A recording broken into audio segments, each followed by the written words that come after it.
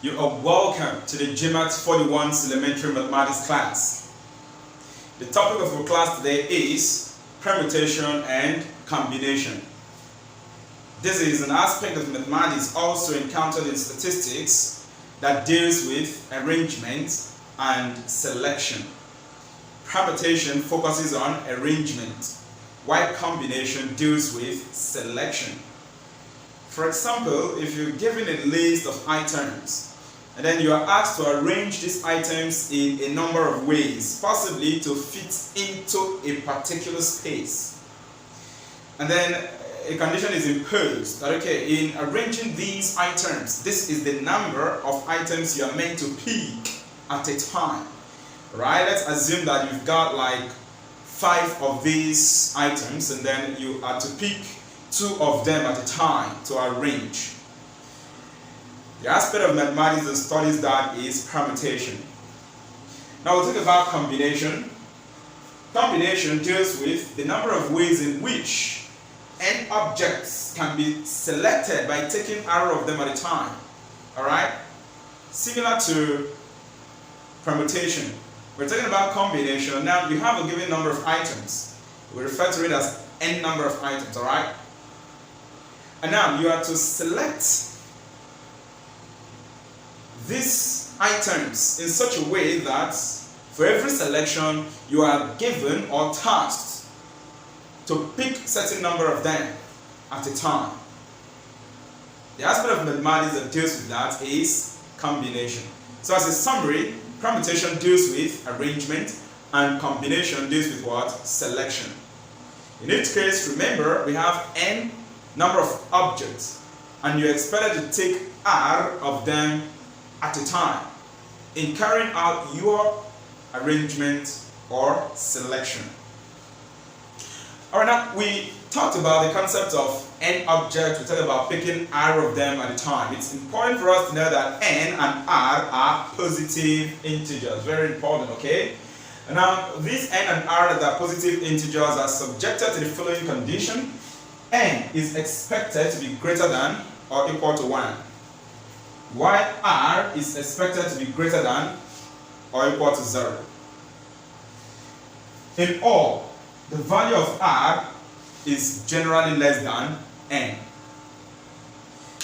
It can also be equal to n. So the value of r is either less than or what? Equal to n. Alright, now having explained the concept of permutation and combination and the values of n and r, we now want to define the factorial notation. The factorial notation, because this is a term we will encounter throughout the study of permutation and combination. Alright? Now let's assume that you're given n to be a positive integer and then you are to evaluate n factorial. This exclamation mark is used for factorial notation, right? In the case where n is greater than or equal to 0, as we stated already, n factorial has the definition n times n minus 1 times n minus 2 times n minus 3 times n minus 4 times n minus 5 times continuously down to n minus n minus 1. This n minus 1 is simply a number which is 1 less than n. For example, if n is equal to 5, for example, n minus open bracket n minus 1 will be equal to 4. So that when you do n minus 4, you get 1. The point is, this term, this last term here is always equal to 1. Is that okay? Always equal to what? 1. Take note. Now, as an example, you have 4 factorial. Following this, you notice that n is reducing by 1, 1, 1. So you're going to have 4 times 3 times 2 times 1. Then you evaluate it, which of course is going to give us 24. Take note, please. 0 factorial is equal to 1. 1 factorial is also equal to 1.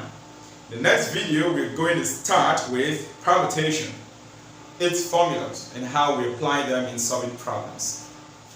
In this video, we now want to look at the mathematical definition of permutation. Permutation is represented by this symbol we have on the board here, NPR, or you can write it as P bracket N comma R. The NPR is read as N permutation R. So just imagine that you're given n items or n objects. these n objects are dissimilar. They are different. Is that okay? Now, you are expected to arrange these n objects, picking r of them at a time during your arrangement. In how many different ways can we be able to arrange this n? In how many different ways can we be able to permutate this n number of objects? So mathematically, it is given by equation 1 here. The definition of n permutation r is equal to n factorial over, open bracket, n minus r, close bracket, factorial. In a previous video, we already defined the factorial notation. So when dealing with this n factorial, of course, you know what they do already. It's going to be n times n minus 1 times n minus 2 times continuously down to n minus bracket n minus 1. Of course, that last term is always equal to 1, you know. However, it's important for me to stress here that the extent to which you expand the numerator, alright, how far you expand it, is guided or determined by this denominator. Take note of that. This n minus r, when you evaluate it, then it's factorial. It tells you how far to expand the numerator. Alright? Quickly, as an example, let's look at this. Just imagine you're given 5 permutation 2. Of course, our n is 5, our r is 2. So this is going to be 5 factorial all over 5 minus 2 factorial. Alright? Now, solving this, we know that the numerator is meant to be 5 times 4 times 3 times 2 times 1. But would you not go through ahead and be expanding that like that? No, it's not always ideal. You can work it out as 5 times 4 times 3. I will stop here, reason. Look at the denominator. This is 5 minus 2. 5 minus 2, okay, at the back of this 3, I'll put factorial. 5 minus 2 is the same as 3. 3 factorial. Are you seeing that, right? So you see how the denominator guided the extent to which I had to expand the numerator, so I don't stress myself too much. Now at this point, this 3 factorial will cancel this 3 factorial. So you see clearly that you're left with 5 times 4, which is 20. That simply means that 5 permutation 2 is equal to what? 20. Alright, now let us look at permutation involving identical objects. Imagine you are given n objects. Amongst these n objects, there are some of them that are identical, alright, of the same type. How do you carry out such permutation, such arrangement? So let us go. Given n objects such that, let's say R1 of them are identical, they are alike of the same type. R2 of them are alike of another type. R3 of them are also identical of another type. Down to, let's say, up to Rk of them being alike, being identical of a different type, you know. Then, the way we can arrange these n objects is given by equation 2 on the board here. This is n factorial all over those identical, you know, objects of among this n now will be picked with their factorial together. So you're going to have all over r factorial times this r1 factorial times r2 factorial times continuously up towards r3 rk factorial, right? As an example, just think of this. Imagine you are given the word happiness. You are given the word happiness. Happiness is spelled as H-A-P-P-I-N-E-S-S. Now you notice that this P, there are 2 of them, identical. Identical and they are P's, so they are of the same type. Observe also that we've got this S, SS here. We have 2 of them also of the same type. Do we have any other objects that are the same there? No, we don't. So how do we get this permutation here? So the number of ways you can arrange this, the arrangement is now going to be equal to your n here is the number of letters here, which is 1, 2, 3, 4, 5, 6, 7, 8, 9. So it's going to be 9 factorial all over. Then we pick those that are identical in that order. What do you have there? PP. So 2 P's, which is going to now be 2 factorial times coming here 2s, another 2 factorial. Of course, you now continue if you want to bother yourself. H is only 1, you know. So even if you want to put 1 factorial, the choice is yours. But I don't think it's necessary. Is that okay? It's not really necessary because 1 factorial is 1. So let me just stop it here. This is going to be the solution because we have 2 P's here and we have 2s here. The rest are 1, 1. So no need of bothering ourselves. with it. So this is how you do the permutation. In the next video, we are going to consider some principles of permutation. In this video, let us now look at studying principles of permutation. So we're going to consider them, alright? Very important. You have to go through them, understand the principles, and memorize the formula that is used in evaluating the permutation, in determining the number of ways you can carry out the arrangement.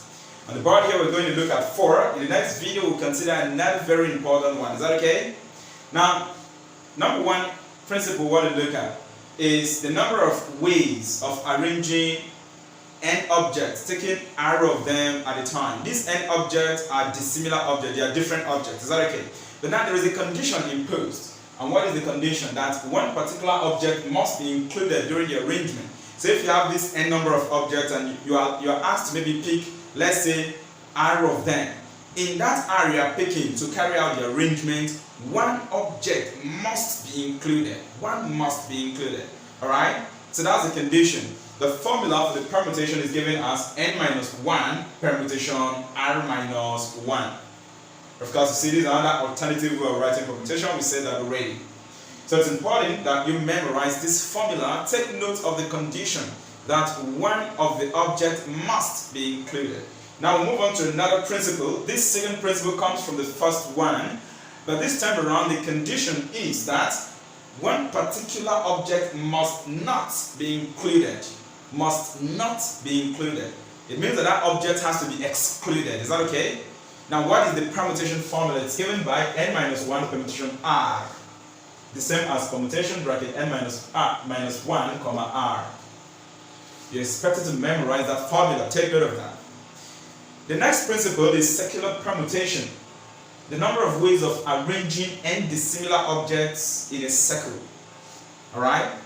If you're talking about a round table, you want to find how do you arrange a given number of objects around that, table. If the table is round, how do you evaluate such permutation? It is given by equation C here. It's simply n minus 1, all in bracket, factorial. Let us look at the next principle here. That principle is a bit related to principle number 1 here. The only difference is the number of objects that must be included. So here, the condition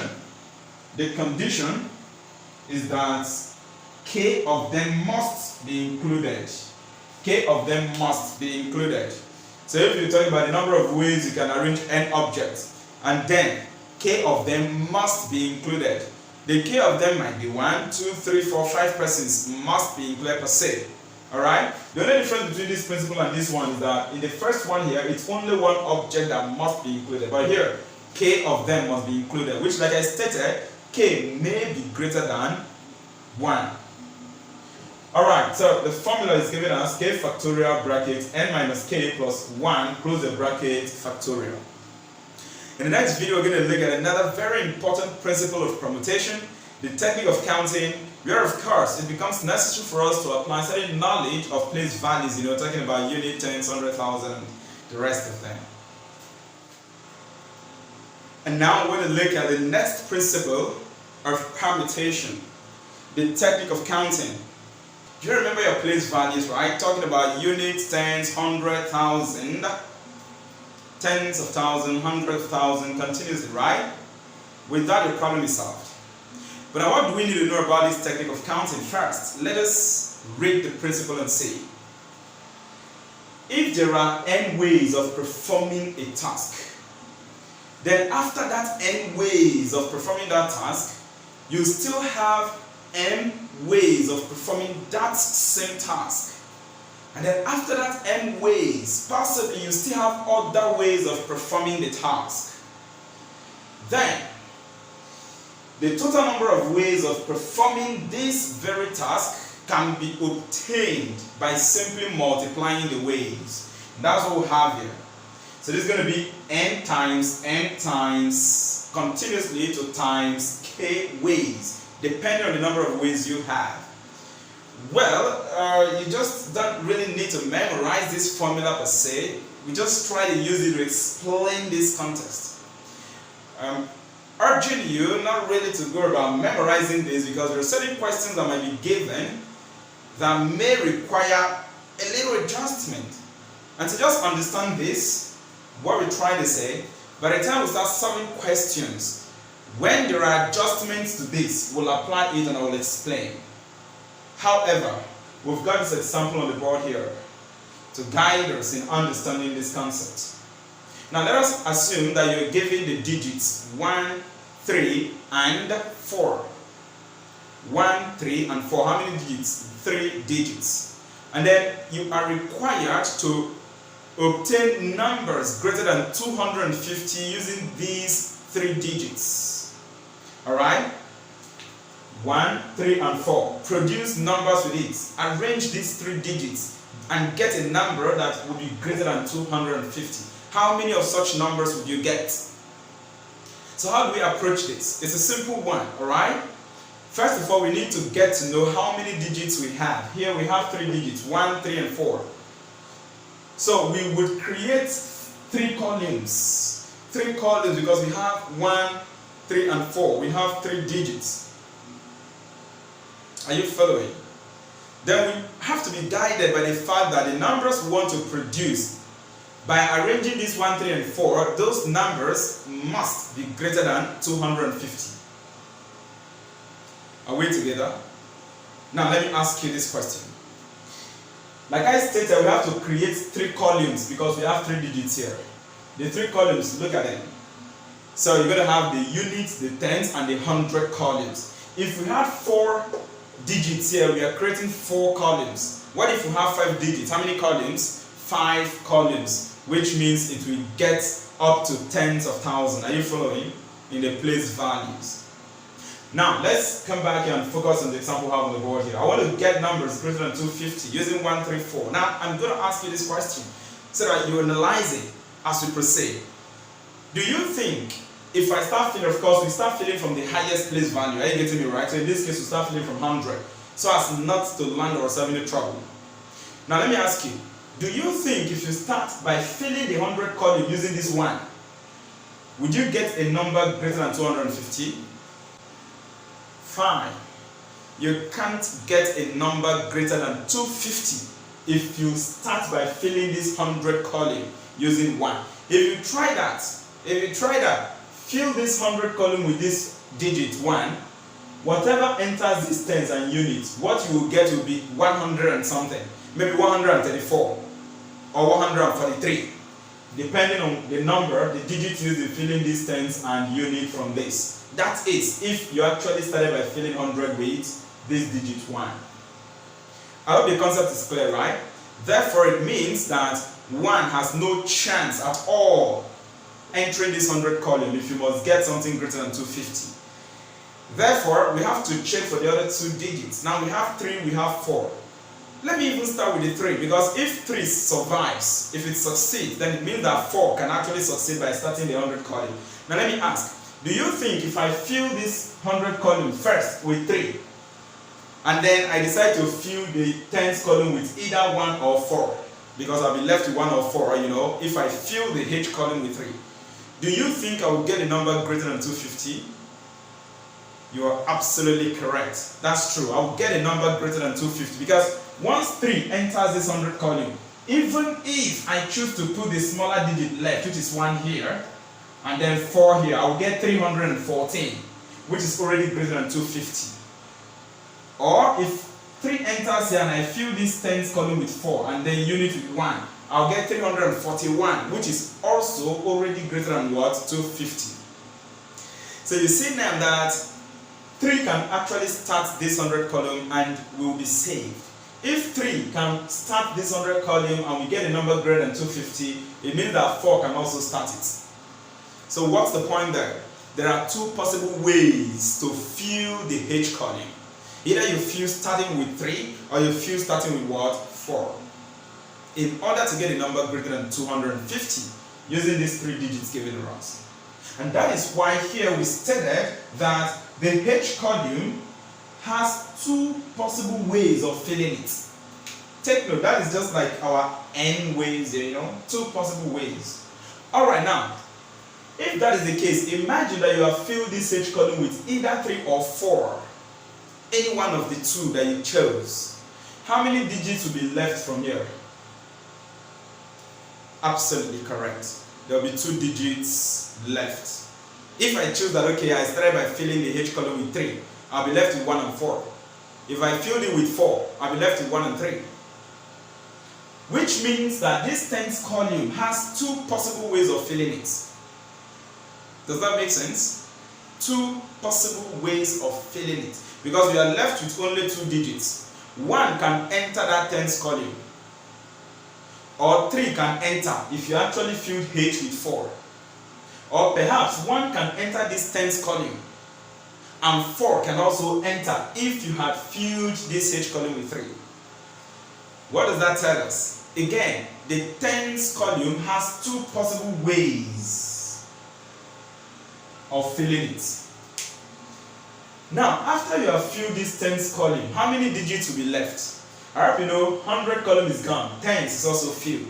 We are left with the units. It means that 2 digits are gone from it because we have 3 digits here, 2 has been used, 1 is left. Therefore, the unit column has only 1 possible ways. Therefore, the total number of ways of producing a number greater than 250 using these digits, 134, would be 2 times 2 times 1 ways. But like I said, in as much as this explanation explains this concept, take note there are some conditions that may be imposed to a given question, or perhaps if the number of digits are actually more than the number you are to form. For example, if we have 4 digits here, then there is still a little technicality you need to apply. When we solve questions, we'll say that.